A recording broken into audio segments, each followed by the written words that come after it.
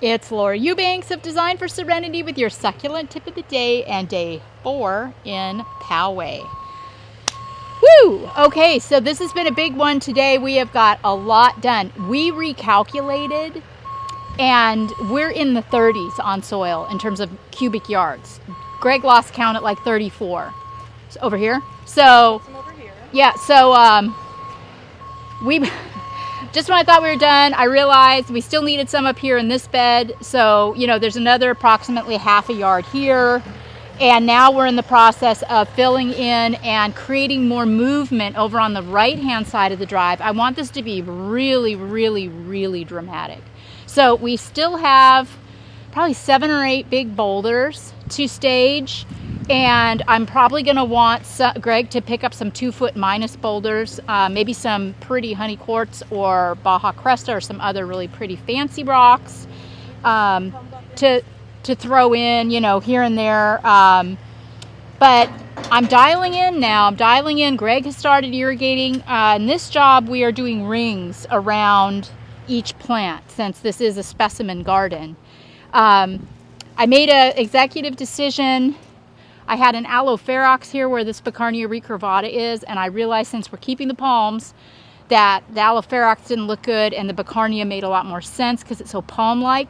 But now there's too much foofy frilly. Why is there too much foofy frilly? There's too much foofy frilly here. This Dazzlerian longissimum, it's too...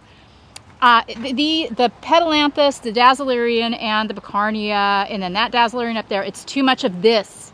Too much of this happening. So I'm going to pull out this Dazzlerian and put it somewhere else. And what I'm going to put here is probably a trio of Euphorbia millii. I think that'll be a really nice break with all this green and all this frilly. So, yes, I will find a new home for this beautiful thing later.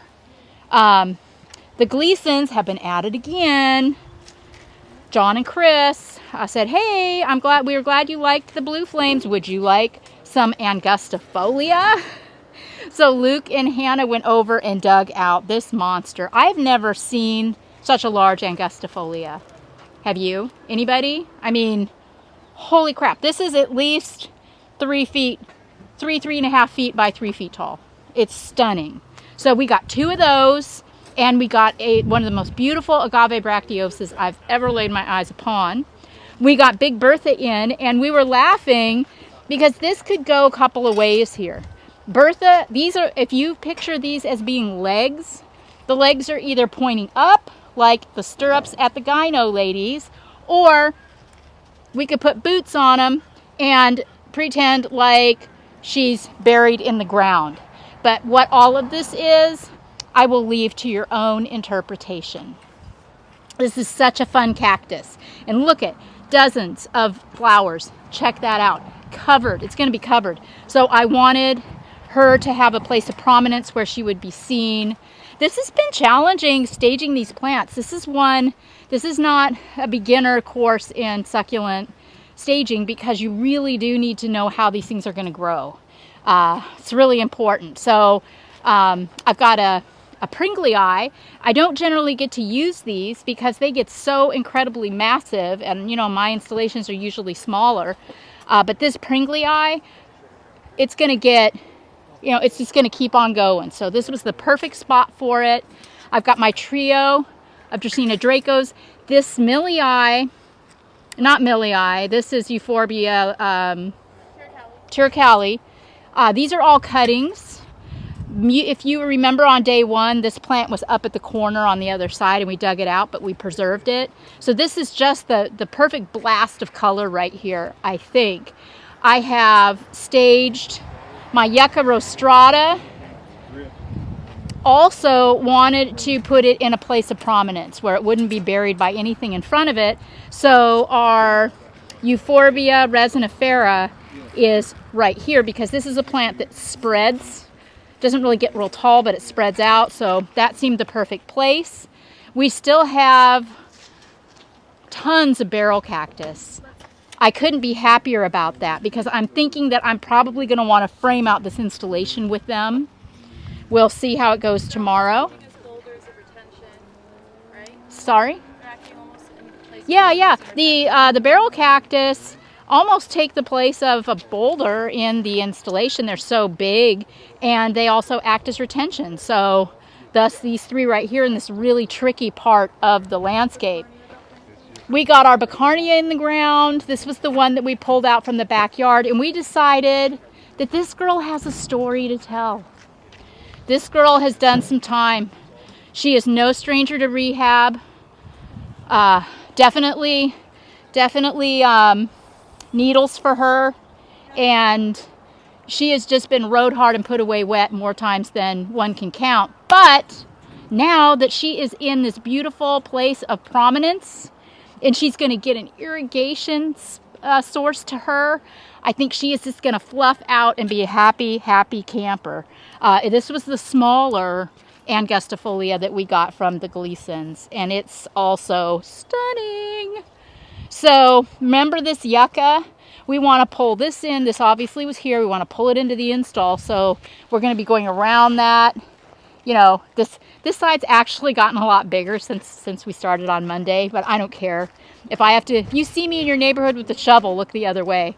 We're going to get her done. This is the Bracteosa that the Gleasons donated. How about that? I've not seen a bigger one of these either. So stunning. OCD alert.